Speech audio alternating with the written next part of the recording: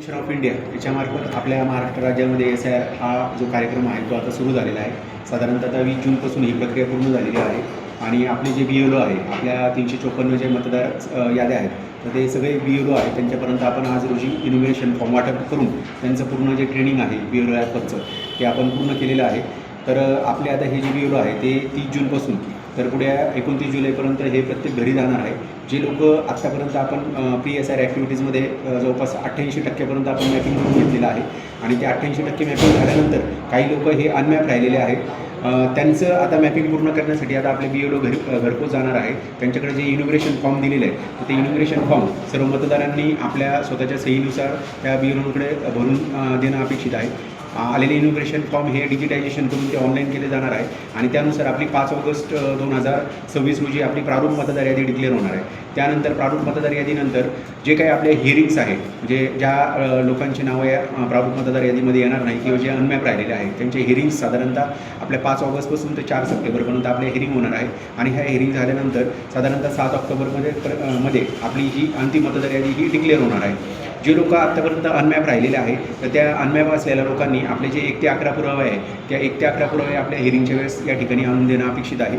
आणि ज्या लोकांच्या बाबतीमध्ये ॲनोमलीज आहेत तर त्या ॲनोमलीज कमी करण्यासाठी किंवा त्या ॲनोमलीज ECIच्या जी साईट आहे त्याला डाऊटफुल असल्यामुळे त्या लोकांनी देखील स्वतःचे पुरावे या ठिकाणी सादर करणं अपेक्षित आहे. सगळ्या लोकांना एक याच्या अनुषंगाने एक आवाहन करतो की ECI.net नावाचं एक ॲप्लिकेशन आहे. त्या ECI.netवरती जर आपण ते ॲप्लिकेशन डाउनलोड केलं आणि त्याच्यावरती जर आपण connect with the election official असं जर आपण त्या ठिकाणी टॅब आहे त्याच्यावरती क्लिक केलं तर आपण आपले जे BLO आहे कन्सर्न BLO त्यांच्यापर्यंत आपण आपला संपर्क करू शकता आणि आपल्या BLOपर्यंत पोहोचू शकता. आणि ही जी SIR ॲक्टिव्हिटी आहे त्या SIR ॲक्टिव्हिटीचा प्रमुख उद्देश जो आहे की आपलं मतदार यादीमधलं आपलं नाव निश्चित करणं हा अत्यंत महत्त्वाचा विषय आहे. आणि आपलं नाव निश्चित होण्यासाठी सगळ्या मतदारांना 5 विधानसभा मतदारसंघातील सर्व मतदारांना मी आवाहन करतो की स्वतः पुढे येऊन आपलं SIRमध्ये नाव हे मतदार यादीत राहील यासाठी प्रयत्न देखील करणं गरजेचं आहे.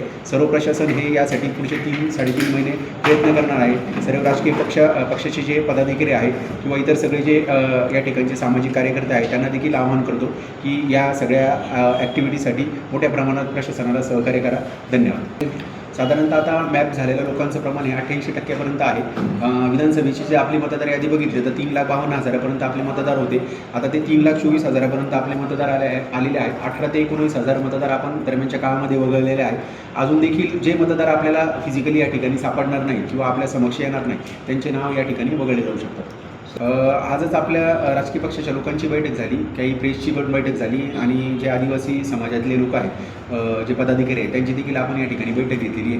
तर भिल्ल समाजातील लोकांचं बऱ्याच यासाठी जरा थोडासा विरोध जाणवतो आहे, परंतु सर्व आपल्या आदिवासी बांधवांना विनंती करतो की आपलं मतदार यादीत नाव सुरक्षित करण्यासाठी आपण या SIR ॲक्टिव्हिटी जी आहे त्याला सहकार्य करावं. आपलं मतदार यादीतील नाव हे देशाच्या भविष्यासाठी अत्यंत महत्त्वाचं आहे.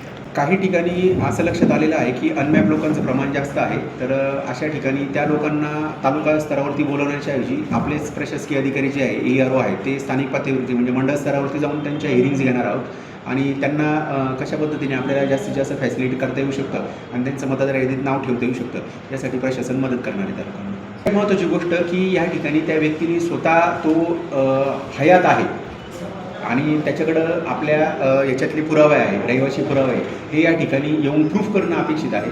आता 2002ची मतदार यादी, 2024ची मतदार यादी किंवा इतर सगळ्या अनुषंगाने हा विषय वेगळा झाला. एखादा व्यक्ती जर स्वतः हयात आहे आणि तो जर या ठिकाणी येऊन त्याचे 1 ते 11 डॉक्युमेंट्स आपल्याकडे जर सादर करत असेल तर त्याचं नाव आपण सुनावणी घेऊन त्याचं नाव मतदार यादीत कायम करणार. काही लोक या ठिकाणी इनोग्रेशन फॉर्मवर सही करण्यास नकार देत आहेत, परंतु सगळ्यांना विनंती आहे की अशी काही बाब करू नका. जर आपण इनोग्रेशन फॉर्मवर सही देण्यास नकार दिला तर आपलं नाव हे मतदार यादीतून वगळलं जाऊ शकतं.